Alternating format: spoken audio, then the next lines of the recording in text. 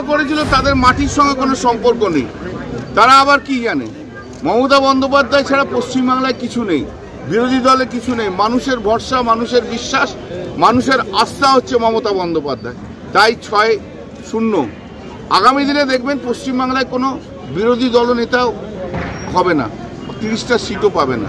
তবে এর সঙ্গে আমার একটা কথা আছে, যখন সারা ভারতবর্ষব্যাপী কংগ্রেস যখন পিছিয়ে পড়ছে, যারা অন্যান্য রাজনৈতিক দল, বিরোধী দল যখন পিছিয়ে পড়ছে, তখন তাদের ইগো ছেড়ে দিয়ে, তাদের সমস্ত কিছু ছেড়ে দিয়ে, তাদের দলের অস্তিত্ব রেখে ইন্ডিয়া জোট হিসেবে, সমস্ত বিরোধী দলের জোট হিসেবে, জোটের নেত্রী হিসেবে মমতা বন্দ্যোপাধ্যায়কে সামনে নিয়ে আসা উচিত এবং সামনে নিয়ে এসে ভারতবর্ষের বুকে সেই লড়াইটা লড়া উচিত।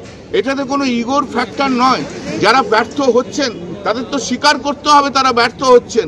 হরিয়ানাতে ব্যর্থ হয়েছেন, মহারাষ্ট্রে ব্যর্থ হয়েছেন। এই ব্যর্থতাগুলোকে মেনে নিতে হবে।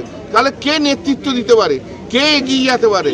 ভারতবর্ষের মানুষ যাকে নেত্রী হিসেবে মনে করে, যার প্রতিবাদী কণ্ঠস্বর ভারতবর্ষের মানুষের কাছে পৌঁছে যায়, তারা মনে করে যে মমতা বন্দ্যোপাধ্যায়কে নেতৃত্বের সামনে এগিয়ে নিয়ে সমস্ত বিরোধী রাজনৈতিক দল যদি লড়াই করতে পারে, আগামী দিনে নিঃসন্দেহে বিজেপি এবং নরেন্দ্র মোদী হটে যাবে। এ সম্বন্ধে আমার কোনো দ্বিধা নেই।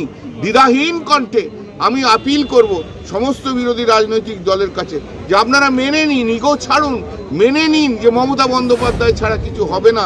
মমতা বন্দ্যোপাধ্যায়কে নিয়ে আগামী দিনে ভারতবর্ষে লড়াই করুন।